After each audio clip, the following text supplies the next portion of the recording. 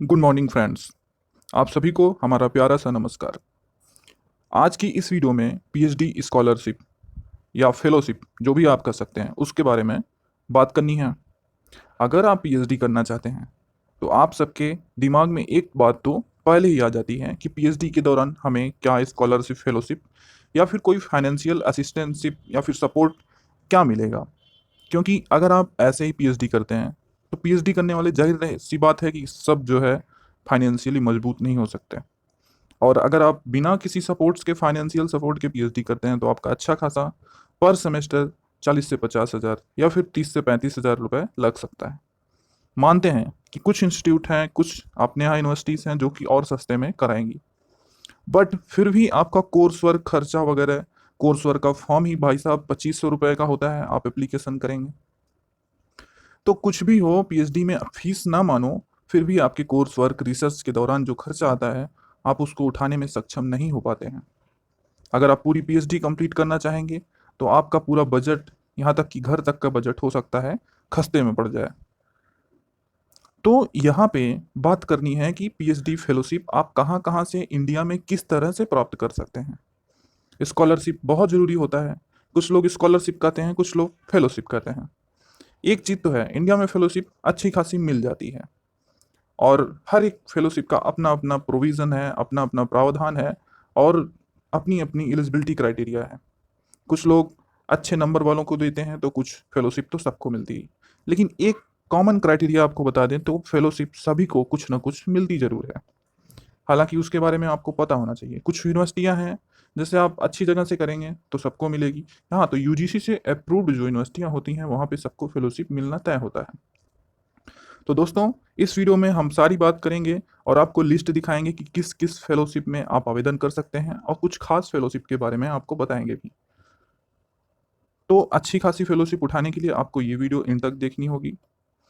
For this video, all candidate who are want to do PhD in India and want to gain any financial assistance, advised to watch fully this video till end. In this video, we will discuss about PhD scholarship or fellowship in India, all the list of fellowship and how to gain this fellowship and how to apply for this, and so all things. So please watch the full video, and if you are not subscribed to my channel, so please subscribe and press the bell icon for more update like this. तो बढ़ते हैं video में बिना किसी हिचक के और बिना किसी आपका टाइम को गंवाए हुए। आप वीडियो पे बने रहिएगा।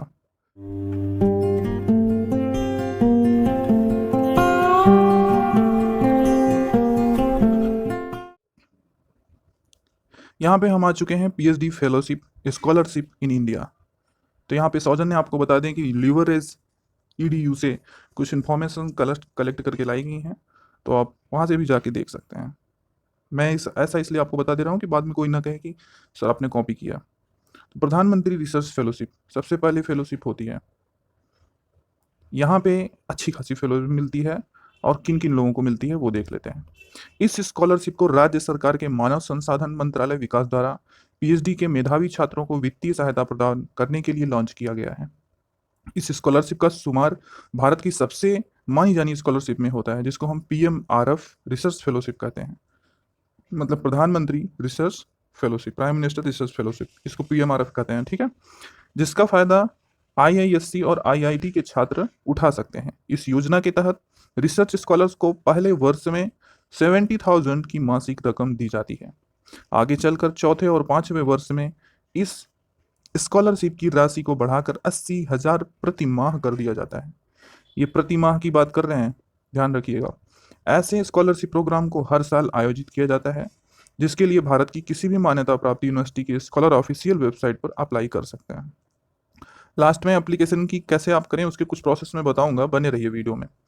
तो दोस्तों, अब यहाँ पे दूसरी फेलोशिप जो है वो है full bright Nehru doctoral research fellowship. Full bright Nehru doctoral research fellowship Bharat की सबसे मशहूर पीएचडी स्कॉलरशिप में से एक है। यह स्कॉलरशिप भारतीय विश्वविद्यालय में पीएचडी के लिए रजिस्टर्ड विद्वानों को दी जाती है। 6 से 9 महीने मिलने वाली यह फेलोशिप समाजशास्त्र, सार्वजनिक स्वास्थ्य, इतिहास, मशीन लर्निंग आदि जैसे क्षेत्रों के लिए डिज़ाइन की गई हैं। भारतीय छात्रों की पसंदीदा यह स्कॉलरशिप J1 वीज़ा, दुर्घटना और बीमारी प्रोग्राम, मासिक वजीफा, राउंड ट्रिप इकोनॉमी, क्लास हवाई यात्रा, अन्य भत्ते और मामूली संबद्धता फीस कवर करती है। इस स्कॉलरशिप की मात्र पात्रता मापदंड की जानकारी प्राप्त करने के लिए ऑफिशियल वेबसाइट पर विजिट करें।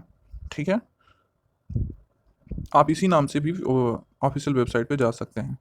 तीसरा है Jawaharlal Nehru memorial fund scholarship. अच्छा, एक चीज़ और बता दें, full bright Nehru doctoral research fellowship जो है वो 15 तारीख अभी लास्ट डेट थी, इंड हुई है, लेकिन इसका फॉर्म आता रहता है, आप इसके लिए वेबसाइट पे चेक करें। Jawaharlal Nehru memorial fund scholarship, यह पीएचडी स्कॉलरशिप इन इंडिया में भारतीय छात्रों के साथ साथ दूसरे एशियाई देशों के छात्रों के लिए भी उपलब्ध है।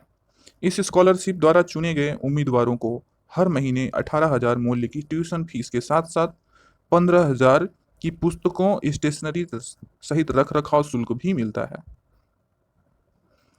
Jawaharlal Nehru memorial fund scholarship की पात्रता जो है वो आयु सीमा 35 वर्ष की होनी चाहिए, कम 35 वर्ष से कम नहीं होनी चाहिए। प्रथम डिवीजन पोस्ट ग्रेजुएट डिग्री धारक होना चाहिए, और मतलब आपका पीजी में प्रथम डिवीजन होना चाहिए, जिसको आप फर्स्ट डिवीजन कहते हैं। ग्रेजुएट और पोस्ट ग्रेजुएट स्तर पर कम से कम 60% मार्क्स तो होना ही चाहिए।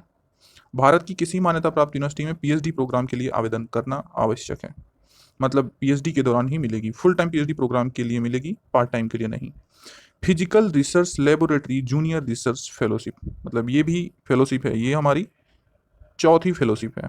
Physical research laboratory junior research fellowship, मतलब ये जेआरएफ वाली फेलोशिप है। भौतिकी और खगोल विज्ञान क्षेत्रों में पोस्ट ग्रेजुएट छात्रों के लिए भारत में फिजिकल रिसर्च लेबोरेटरी भौतिक अनुसंधान प्रयोगशाला जूनियर रिसर्च फेलोशिप निम्नलिखित विशेषज्ञता पर दी जाती है। मतलब खगोल विज्ञान और खगोलीय विज्ञान, भू विज्ञान, गृह विज्ञान, ऑप्टिकल भौतिकी, सोलर, परमाणु और मालिकुलर और एस्ट्रोकेमिस्ट्री, थियोरेटिकल भौतिकी में। तो मैं ये हिंदी में इसलिए रखा हूँ ना कि हिंदी में सबको समझ में आती है। पूरा अगर इंग्लिश में हो जाता है तो कुछ को समझ में आती, कुछ को ना आती, इसलिए मैं रखा हूँ। अगर इससे आपको कोई प्रॉब्लम है तो जहाँ तक होनी नहीं चाहिए, मैं फिर से भी आपके लिए, अगर आप कहेंगे तो कुछ इसके लिए व्यवस्था कर देंगे, फिर से एक बार वीडियो बना देंगे। बट ये इसीलिए रखी गई है क्योंकि कमेंट में काफ़ी लोग फिर पूछने लगते हैं, तो फिर सबके जवाब दे पाना बड़ा मुश्किल हो जाता है। इस फेलोशिप द्वारा फिजिकल रिसर्च लेबोरेटरी में, पीआरएल में, पीएचडी रिसर्च के दौरान आपको 35,000 तक प्रति माह रकम दी जाती है।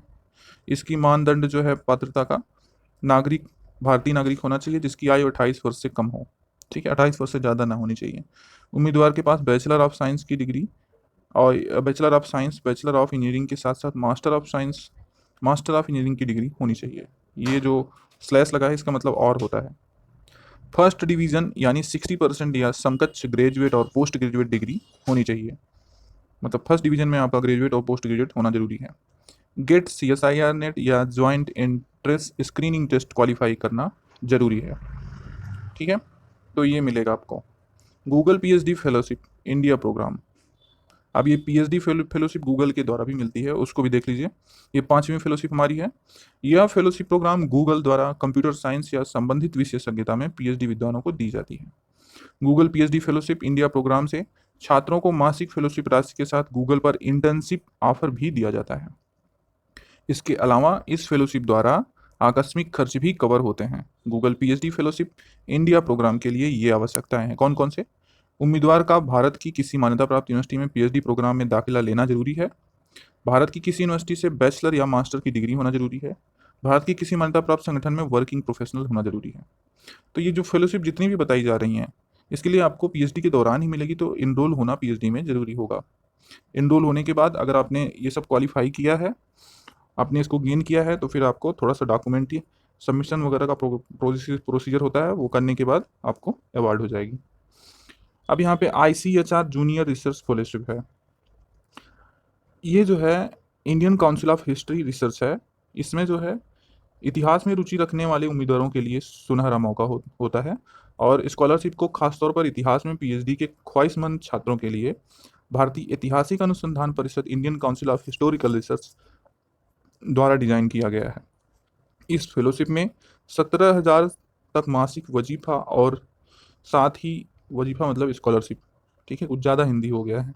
साथ ही 2 वर्ष तक 16,500 प्रति वर्ष का आकस्मिक खर्च भी मिलता है। इस फेलोशिप के लिए एकमात्र पात्रता यह है कि आवेदक को भारत के किसी मान्यता प्राप्त उच्च शिक्षा संस्थान में ऐतिहासिक अध्ययन में पीएचडी के लिए रजिस्टर होना चाहिए।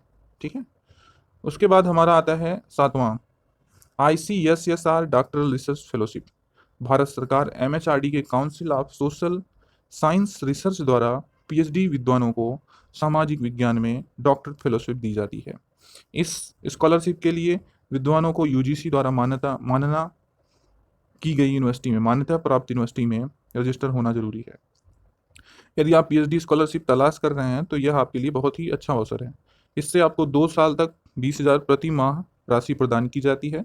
यह स्कॉलरशिप सोशल साइंस के लगभग 25 विषयों के लिए दी जाती है, जिसमें राजनीति विज्ञान, सामाजिक कार्य, लिंग अध्ययन, लोक प्रशासन आदि विषय शामिल हैं। इस फेलोशिप की पात्रता उम्मीदवार को किसी मान्यता प्राप्त यूनिवर्सिटी में PhD के लिए रजिस्ट्रेशन कराना जरूरी है।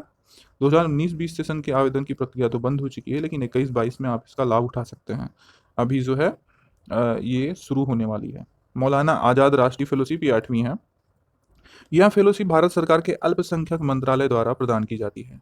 इस फेलोशिप का उद्देश्य अल्पसंख्यक समुदाय के छात्रों को MPhil और PhD जैसी उच्च शिक्षा के लिए वित्तीय सहायता देना है।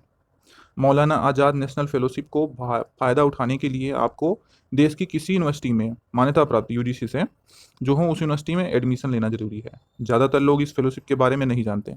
यदि आपकी पारिवारिक आय 6 लाख से कम है तो आप इस स्कॉलरशिप का लाभ उठा सकते हैं। इस योजना के तहत विद्वान को 5 साल तक हर महीने 28,000 रुपये मिलते हैं। पहले साल प्राप्त करने के लिए UGC की ऑफिशियल वेबसाइट पर जाना पड़ेगा आपको, वहाँ पे रजिस्टर हो जाइए। आप जाके चेक कर लीजिए कि डेट वगैरह कब आ रही है, क्योंकि इस समय डेट कंफर्म नहीं है। आपको जानना जरूरी है कि कौन कौन सी फेलोशिप, आप उसको खुद चेक कर सकते हैं, लेकिन आपको अगर पता ही ना हो तो ज़्यादा दिक्कत हो जाएगी। इस समय तो सारी डेट्स वगैरह इधर की उधर हो रखी हैं कोरोना की वजह से। फिर भी आप चेक कीजिए कब आ रही है, आप बने रहिए साइट पे। आपको जब करना है और कुछ चीज़ पाने के लिए कुछ टाइम तो देना ही पड़ता है। अब यहाँ पे आता है NCERT doctor fellowship for PhD। यदि आप अपने पसंदीदा विषय में रिसर्च करना चाहते हैं और उसमें उत्कृष्टता प्राप्त करना चाहते हैं तो यह स्कॉलरशिप आपके लिए बेहतरीन है। इस फेलोशिप के लिए शानदार रिसर्च एप्टीट्यूड वाले उम्मीदवारों को ही चुना जाता है। भारत की किसी मान्यता प्राप्त यूनिवर्सिटी में दाखिला लेने वाले छात्र इस फेलोशिप का फ़ायदा उठा सकते हैं। नेट क्वालिफाइड विद्वानों को इस प्रोग्राम के जरिए रजिस्ट्रेशन के दिन से अगले 3 वर्ष तक 25,000 प्रति माह दिए जाते हैं। जो नेट क्वालिफाइड हैं वो देख लीजिए, वो आपके लिए बेटर है। आप थोड़ा सा यहाँ पे साइट पे जाके चेक करेंगे तो किस किस सब्जेक्ट्स वाले हैं, क्या प्रोसीजर है, पता चलेगा। नेट परीक्षा में डिस्क्वालीफाई होने वाले उम्मीदवारों को 23,000 प्रति माह मिलते हैं। अगर आपने नेट नहीं किया तो फिर भी आपको मिलेगा। ये NCERT वालों के लिए है, आप देख लीजिएगा। CSIR UGC JRF net fellowship, तो ये CSIR UGC JRF net fellowship 11वीं फेलोशिप है हमारे वीडियो में। यह स्कॉलरशिप पूरी तरह से फंडेड स्कॉलरशिप है, जिसे council of scientific and industrial research द्वारा इंजीनियरिंग, गणितीय विज्ञान, जीवन विज्ञान, पृथ्वी, वायुमंडलीय, महासागर, मतलब एक प्रकार से कहें जूलॉजी, मैथ, इंजीनियरिंग और एटमॉस्फेरिक साइंस और आपका मैराइन साइंस और आपका क्या कहते हैं अर्थ साइंस, होम साइंस और केमिकल मतलब केमिस्ट्री आदि सभी क्षेत्रों में प्रदान किया जाता है। 2020 में इस स्कॉलरशिप को अप्लाई करने की आखिरी तारीख 17 अक्टूबर थी। और इस बार क्या है आप इसको चेक कीजिए। DBT JRF फेलोशिप भारत की किसी भी यूनिवर्सिटी से PhD स्कॉलरशिप इन इंडिया, मतलब भारत की किसी भी यूनिवर्सिटी से अगर आप PhD करना चाहते हैं तो छात्रों को यह फेलोशिप बेहतरीन सहायता देती है। DBT JRF, इस स्कॉलरशिप को भारत सरकार DBT JRF द्वारा जैव प्रौद्योगिकी मतलब बायोटेक्नोलॉजी विद्वानों के लिए प्रदान किया जाता है। स्कॉलरशिप के लिए छात्रों को बायोटेक्नोलॉजी पात्रता परीक्षा BIT के आधार पर चुना जाता है। इस परीक्षा के लिए रजिस्ट्रेशन विंडो हर साल फरवरी में खुलती है। इसकी परीक्षा अप्रैल में आयोजित की जाती है। इस फेलोशिप का शुमार भारत की जानी मानी फेलोशिप में होता है, जिससे JRF छात्रों को 25,000 और प्लस HRA अलग से, ठीक है, और SRF छात्रों को 28,000 प्लस HRA अलग से होता है, उसकी फेलोशिप दी जाती है। HRA जो है वो साल में एक बार मिलता है, हर साल नहीं मिलता है, और जो 25,000 आपको पर मंथ मिलता है। अब यहाँ पे 12वीं है fellowship FITM Ayush research fellowship योजना। यह उपरोक्त क्षेत्रों में उच्च शिक्षा को बढ़ावा देने के लिए शुरू किया गया है। यह योजना 2 श्रेणियों डॉक्टरेट फेलोशिप और 28 से 35 वर्ष की पोस्ट डॉक्टर फेलोशिप के लिए प्रदान की जाती है। डॉक्टरेट फेलोशिप के लिए योजना की अवधि 2 वर्ष है और पोस्ट डॉक्टरल फेलोशिप के लिए ये 1 वर्ष है। FITM आयुष रिसर्च फेलोशिप योजना की जो आवश्यकताएं ये होती हैं, यूजीसी से आपको जो मान्यता प्राप्त किसी भी संस्थान संस्थान में आपको इनरोल होना होगा पूर्णकालिक विद्वान के तहत। आयुष विषयों में किसी भी शैक्षणिक पृष्ठभूमि पे होना चाहिए आप, और आईटी में अतिरिक्त योग्यता को अधिक प्राथमिकता भी मिलेगी। अब यहाँ पे सार्स एग्रीकल्चर पीएचडी स्कॉलरशिप है। यह छात्रवृत्ति ये 13वीं है, और यह छात्रवृत्ति पशु पोषण या मछली पोषण और या चारा प्रौद्योगिकी में पीएचडी करने के इच्छुक छात्रों के लिए आदर्श है। छात्रवृत्ति 3 साल के लिए है और केवल पूर्णकालिक शिक्षा के लिए, मतलब फुल टाइम प्रोग्राम के लिए। छात्रवृत्ति अधिक आर्थिक किराया, शिक्षण शुल्क, जीवन निर्वाह भत्ता, पुस्तकों का खर्च, अध्ययन सामग्री, थीसिस की तैयारी आदि को कवर करेगी। सार की कृषि पीएचडी छात्रवृत्ति के लिए आवश्यकताएं इस प्रकार हैं। आवेदन भूटान, भारत, मालदीव, पाकिस्तान, श्रीलंका का नागरिक होना चाहिए और राष्ट्रीय कृषि अनुसंधान प्रणाली मंत्रालय विभाग में कार्यरत होना चाहिए। 40 वर्ष से कम आयु होनी चाहिए और 3 साल का पूर्णकालिक पीएचडी के दौरान ये मिलेगी आपको, मतलब आप इनरोल होंगे उसके बाद। अब सामाजिक विज्ञान में अनुसंधान के लिए स्वामी विवेकानंद एकल बाल छात्रवृत्ति, ये 13वीं छात्रवृत्ति है और ये भी एक प्रकार की छात्रवृत्ति है। ठीक है, तो ये छात्रवृत्ति जो है ये एकल बालिका की शिक्षा को प्रोत्साहित करने और वित्तीय सहायता प्राप्त करने के लिए छात्रवृत्ति शुरू की थी। सामाजिक विज्ञान में पीएचडी करने वाली एकल बालिका के लिए छात्रवृत्ति उपलब्ध है। जुड़वा बहनें भी छात्रवृत्ति के लिए पात्र हैं। सामाजिक विज्ञान में अनुसंधान के लिए स्वामी विवेकानंद एकल बाल छात्रवृत्ति की आवश्यकताएं इस प्रकार हैं। एकल बालिका सामाजिक विज्ञान में पीएचडी कर रही हैं तो मिलेगी। यूजीसी से मान्यता प्राप्त संस्थानों से ही भी अगर आपने फुल टाइम पीएचडी कर रखा है या फिर कर रही हैं तो आपको मिलेगी। आयु 40 वर्ष से कम और आरक्षित वर्ग की 45 वर्ष से कम होनी चाहिए। ट्रांसजेंडर आवेदक भी पात्र हैं। ठीक है, यहाँ पे एक चीज़ और है कि अगर आपके भाई हैं तो आपको नहीं मिलेगी। आप जैसे कि अकेली होनी चाहिए, अकेले हैं, पूरे माँ बाप की अकेली बेटी हैं और आपके भाई नहीं है तो ESSO NCESS junior research fellowship. पृथ्वी प्रणाली विज्ञान के क्षेत्रों में पीएचडी करने के इच्छुक छात्र इस फेलोशिप के लिए पात्र हैं। ये 14वीं फेलोशिप है और पृथ्वी प्रणाली विज्ञान में पाठ्यक्रम शामिल है। कौन कौन से पाठ्यक्रम है यहाँ पे? तो यहाँ पे जीनियस पेट्रोलॉजी है, मेटामॉर्फिक पेट्रोलॉजी, सेडिमेंटोलॉजी और यहाँ पे palaeomagnetism, fluid inclusion, geomorphology, quaternary geology and यहाँ पे पैलियो क्लाइमेट है, geochemistry, tectonic geomorphology, isotope geology, hydrogeology, coastal and oceanography, remote sensing, natural hazard and cloud microphysics. तो ESSO NCESS junior research fellowship के लिए आवश्यकताएं इस प्रकार हैं। MSc या एमटेक पृथ्वी प्रणाली विज्ञान या संबंधित क्षेत्र में डिग्री होनी चाहिए आपके पास। JRF के लिए CSIR UGC नेट योग्यता होनी चाहिए। आयु 28 वर्ष से अधिक नहीं होनी चाहिए। 3 साल के लिए पृथ्वी विज्ञान में पीएचडी के लिए आप इनरोल होंगे तो मतलब ये पूर्णकालिक हो आपने, अगर वो जो 3 से 6 वर्ष वाला होता है उसी को हम फुल टाइम प्रोग्राम कहते हैं।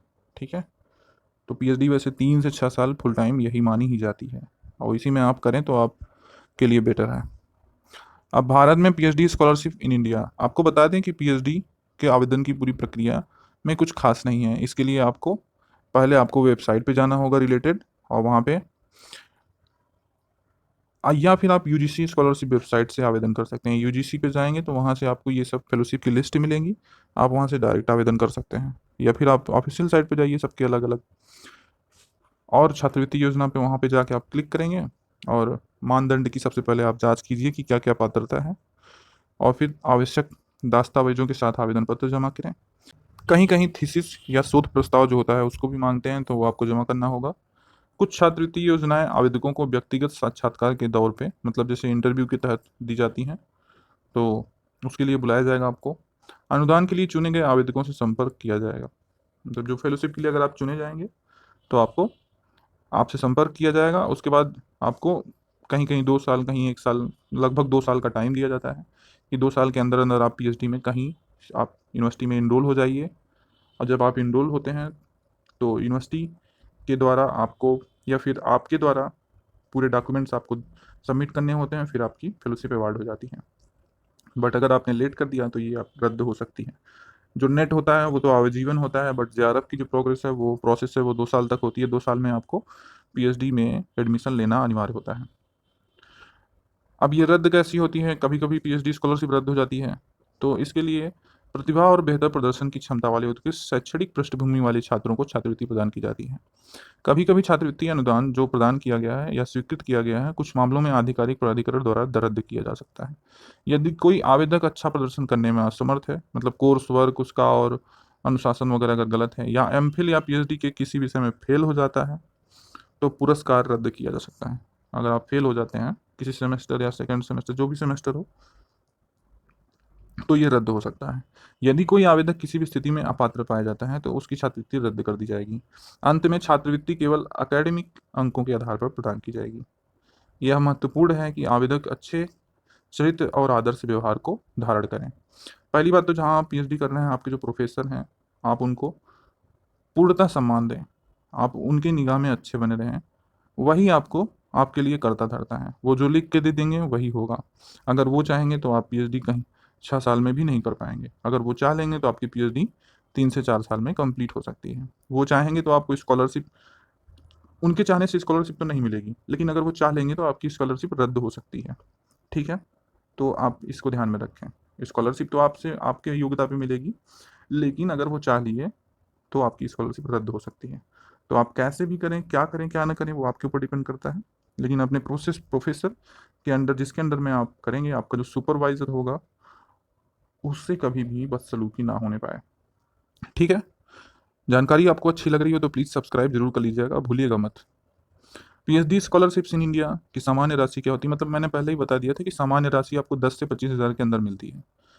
कुछ कुछ सब्जेक्ट्स जो होते हैं उनके लिए अलग अलग से स्कॉलरशिप होती है। मतलब अलग का मतलब ये है, आप ह्यूमैनिटीज़ के सब्जेक्ट में हैं तो थोड़ा कम रहेगा, साइंस के सब्जेक्ट में है तो थोड़ा ज़्यादा रहेगा, और साइंस से ऊपर अगर आप इंजीनियरिंग के सब्जेक्ट में है, टेक्नोलॉजीज़ में है, तो वो साइंस से भी ज़्यादा होगी।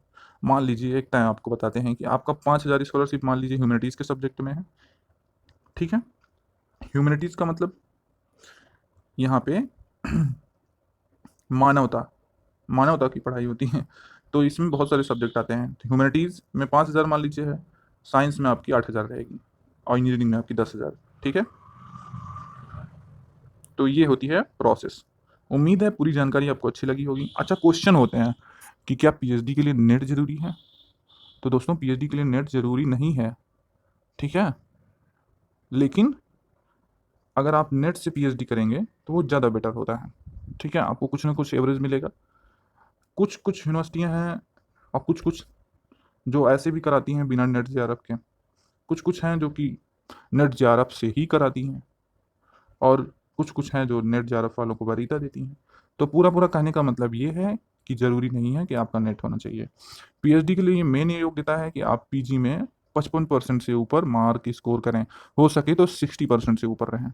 ठीक है, पीएचडी में इनरोल होने के लिए, पीएचडी करने के लिए आपका पीजी और यूजी सब मार्क्स जो हों, खास करके पीजी में आपका 55% से ऊपर रहना चाहिए, और सब यूजी वगैरह में सब अगर फर्स्ट डिवीज़न है तो आपके लिए तो और बेस्ट है। और भी बहुत सारे क्वेश्चन दोस्तों आप सबके रहते हैं, आप क्वेश्चन करते हैं, हम उसके जवाब भी देते हैं। कहीं कहीं जवाब में थोड़ा इधर उधर हो जाता है तो उसके लिए हम माफ़ी चाहेंगे। थोड़ा देर हो जाता है क्योंकि आप जो पूछते हैं हमको पूरा खोज के दिखाना पड़ता है, तब आपको बताना होता है। कोई गलत जानकारी आपको दे देंगे तो फिर वो मैं खुद नहीं चाहता। आप भी स्टूडेंट हैं और एक प्रकार से हम भी स्टूडेंट हैं, तो कभी ये नहीं चाहेंगे कि आपको कोई गलत इन्फॉर्मेशन मिले और आप परेशान हों। पीएचडी से रिलेटेड जानकारियाँ बहुत कम आपको नेट पे उपलब्ध होती हैं। प्रयास करेंगे नेक्स्ट वीडियो में कि आप विदेशों में पीएचडी किस प्रकार से करें, कैसे ना करें, क्या उससे आपको फ़ायदा है, कैसे कर सकते हैं, सब चीज़ें बताएंगे। कमेंट सेक्शन में आप बताइएगा कि आपको ये वीडियो कैसे लगी। ठीक है, और लाइक कमेंट ज़रूर कीजिएगा, इतनी मेहनत करते हैं यार। ठीक है, आज की वीडियो यहीं तक। बताइएगा कि अब आगे किस टॉपिक पे वीडियो चाहिए। धन्यवाद।